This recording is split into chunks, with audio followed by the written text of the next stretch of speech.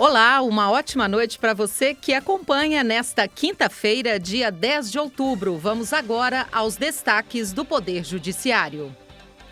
Presidente do CNJ e do STF, ministro Luiz Roberto Barroso, defende sistema penal justo em seminário internacional sobre reconhecimento de pessoas que é realizado em Brasília. Eu sou um defensor de um direito penal sério, porém moderado e, sobretudo, igualitário. A AGU, a Advocacia Geral da União, cobra 90 milhões de reais de infratores responsáveis por queimadas na Amazônia. Estudo revela que grande parte das mulheres no país sofre de importunação e violência sexual no deslocamento para o trabalho e no transporte público. O destaque é de Breno Zonta. Olhares insistentes, cantadas, agressão física, assalto e até estupro. 71% das mulheres já sofreram ao menos uma dessas violências enquanto se locomoviam pela cidade. E ainda a STJ decide que contribuinte deve escolher o mesmo modelo de formulário em eventuais retificações do imposto de renda após prazo de entrega. Agora são 6h16. Estamos ao vivo também no aplicativo da Rádio TJ Minas. Está no ar o Radar da Justiça. Rádio TJ Minas, Radar da Justiça.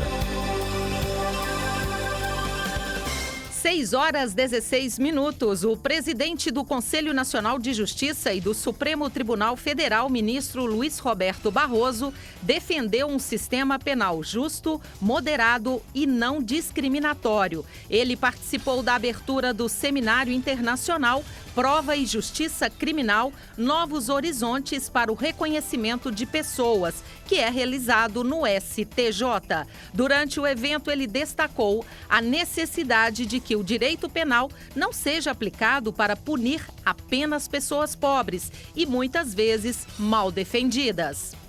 Eu sou um defensor de um direito penal sério, porém moderado e, sobretudo, igualitário. Igualitário é a parte mais difícil na implementação do direito penal no Brasil. É um direito penal que, na minha visão, é extremamente manso no andar de cima e extremamente duro no andar de baixo. Por evidente, não me parece bem universalizar para o andar de cima as violações de direitos que se praticam no andar de baixo. Porém, o direito penal precisa ser um direito penal que não seja capaz apenas de colher pessoas pobres e muitas vezes mal defendidas. Portanto, essa é a primeira ideia que eu gostaria de compartilhar. Sério, para que possa desempenhar efetivamente o seu principal papel, que é o papel de prevenção geral, para que as pessoas não cometam delitos pela convicção de que se cometerem poderão ser punidas. Moderado, porque não adianta exacerbar penas, nem criar tipificações excessivas, nem criminalização da pobreza. E igualitário, para que todos sejam tratados sem desequiparações fundadas em riqueza. O ministro Barroso reforçou que é preciso impulsionar medidas que promovam uma prestação jurisdicional mais justa e eficiente, bem como a efetivação dos direitos fundamentais de todos os cidadãos. Nesse sentido, o CNJ desenvolveu, por meio do Departamento de Monitoramento e Fiscalização do Sistema Carcerário e do Sistema de Execução de Medidas Socioeducativas, o programa Pena Justa. Segundo o ministro Barroso, o programa foi criado em função do excesso de entradas no sistema carcerário, da má qualidade das vagas, na permanência além do tempo devido e necessário e também da ressocialização dessas pessoas. Ele disse ainda que se trata de um plano ambicioso e difícil, mas que avanços importantes podem ser alcançados.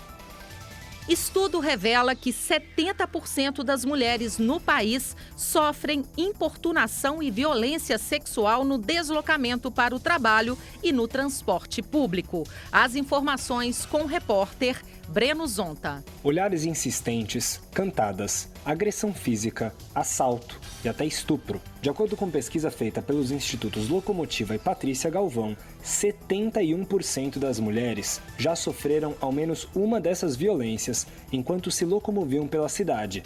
Entre as mulheres lésbicas, bissexuais e transexuais, esse índice chega a 84%, e entre as mulheres pretas, a 82%. O dado que mais chamou a atenção da diretora de comunicação do Instituto Patrícia Galvão, Marisa Sanematsu, foi o de que 17% das mulheres já sofreram assédio ou importunação sexual enquanto estavam na rua ou no transporte público. Na maior metrópole do país, São Paulo, esse índice sobe para 30%. É inaceitável que diariamente uma quantidade imensa de mulheres ainda seja vítima de importunação sexual quando elas andam a pé ou estão esperando no ponto de ônibus, nas estações ou estão dentro de um trem. Para as mulheres que saem de casa para trabalhar, estudar, levar os filhos para a escola, ao médico, a segurança nos seus deslocamentos é uma questão essencial. A pesquisa teve o apoio da Uber, que, para enfrentar proativamente a violência de gênero no Brasil, apoia organizações especializadas e desenvolve ferramentas para prevenir os casos e oferecer suporte psicológico às vítimas. Quem explica é a gerente de comunicação para assuntos de segurança da empresa, Natália Falcon. Evitar que qualquer coisa aconteça sempre vai ser a nossa maior prioridade. Hoje a gente investe muito em recursos tecnológicos que possam deixar as mulheres mais tranquilas, né? Desde antes da viagem, quando a gente fala das verificações de quem está ali no carro, né? Tanto o motorista como o usuário, mas também recursos que durante a viagem, como gravação de áudio, compartilhamento de rota, até eventualmente o botão de ligar para a polícia, que possam dar esse apoio para as mulheres durante os seus deslocamentos, sejam elas usuárias ou motoristas. Perguntadas sobre as medidas para reduzir a insegurança, a maioria das entrevistadas pede mais policiamento e iluminação e campanhas para divulgar canais de denúncia e promover uma ampla mudança de comportamento entre os homens. Por isso, 9 em cada 10 entrevistadas consideram prioridade a segurança das mulheres nas eleições municipais deste ano. A pesquisa ouviu mais de 4.000 brasileiras, que utilizam diferentes formas de transporte em seu cotidiano em todos os estados do país. Agência Rádio Web, produção e reportagem, Breno Zonta. No próximo bloco, a AGU, a Advocacia Geral da União, cobra 90 milhões de reais de infratores responsáveis por queimadas na Amazônia. E ainda, STJ decide que contribuinte deve escolher o mesmo modelo de formulário em eventuais retificações do imposto de renda após o prazo de entrega. São 6h22. Nós voltamos em instante, nós vamos por um rápido intervalo e voltamos já com o Radar da Justiça. Radar da Justiça. Estamos de volta, 6h25. Segunda turma do STJ decide que, após fim do prazo para entrega da declaração do imposto de renda da pessoa física, eventuais retificações devem ser feitas no mesmo modelo de formulário escolhido originalmente. Priscila Mendes explica pra gente. O Superior Tribunal de Justiça determinou que, após o fim do prazo para a entrega da declaração do imposto de renda sobre a pessoa física, eventuais alterações devem ser feitas utilizando a mesma modalidade escolhida originalmente, mantendo o modelo de formulário completo ou simplificado usado na transmissão do documento para a Receita Federal. Além disso, para o tribunal, uma vez que era concedida ao contribuinte a possibilidade de escolher entre a declaração simplificada e a completa, não haveria motivo para impedir correções posteriores, especialmente quando resultassem em tributo a recolher em valor inferior ao inicialmente apurado. No recurso especial dirigido ao STJ, a Fazenda Nacional alegou que a escolha exercida pelo contribuinte na declaração de rendimentos, seja ela simplificada ou completa, não pode ser alterada mediante declaração retificada, apresentada fora do prazo previsto para a entrega da declaração do imposto sobre a renda da pessoa física, por não configurar erro apto a autorizar a retificação.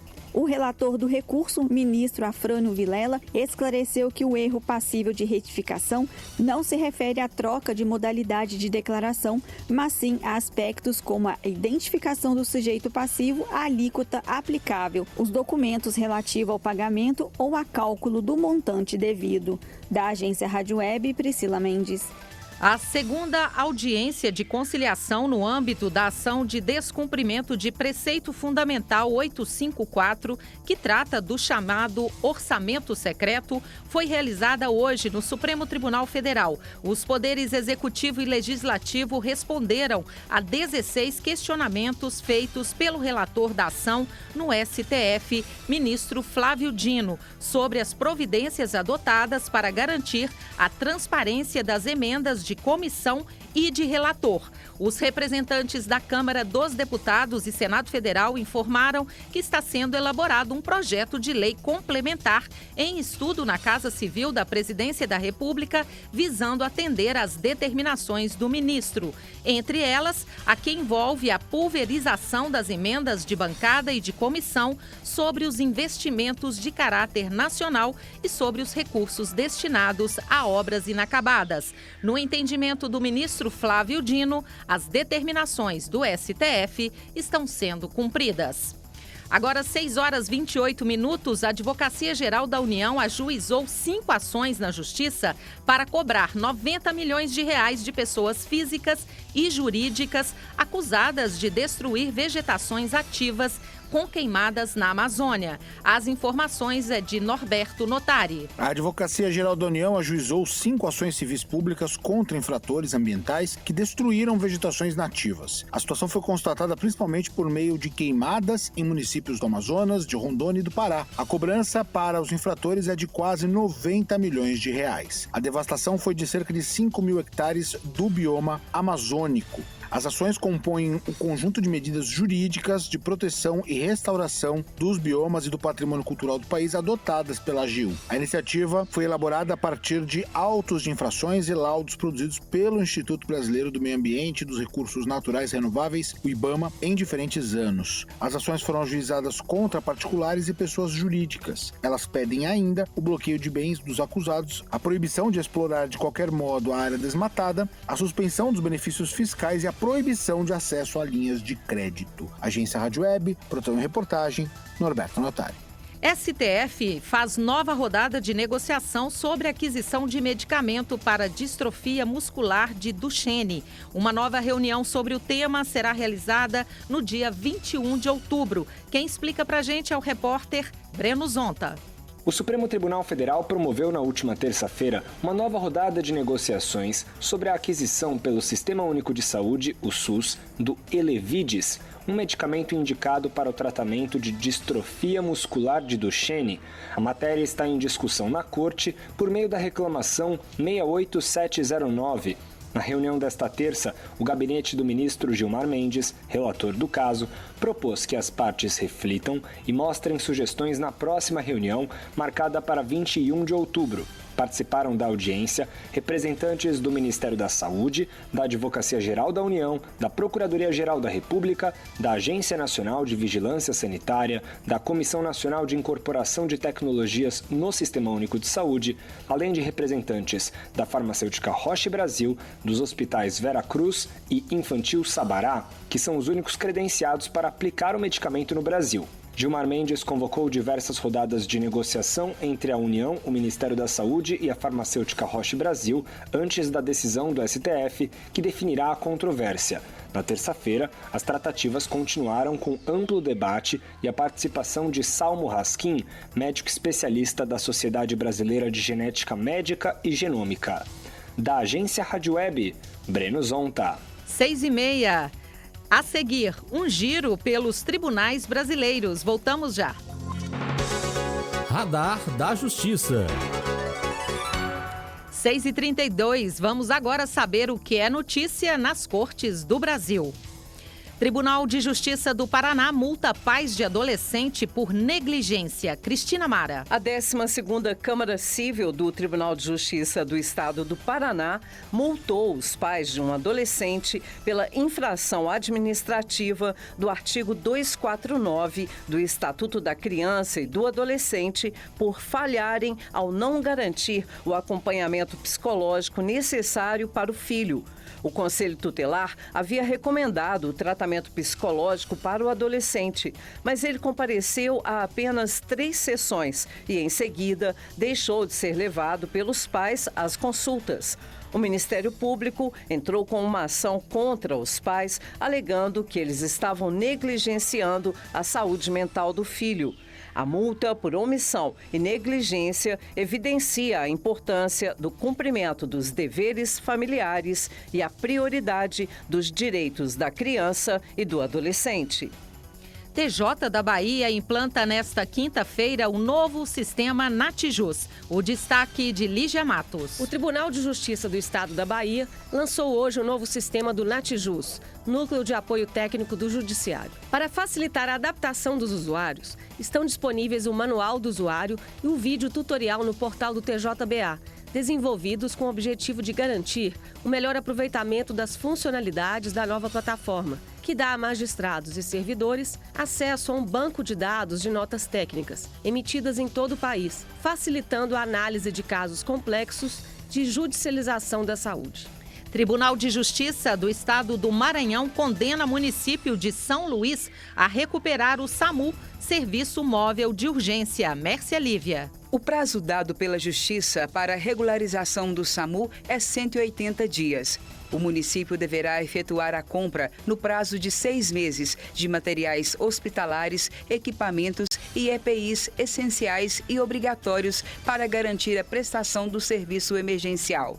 No mesmo prazo, deverá recuperar e fazer manutenção do SAMU, realizando todas as reformas e adaptações para o funcionamento adequado. A sentença é do juiz Douglas de Melo Martins, titular da Vara de Interesses Difusos e Coletivos de São Luís.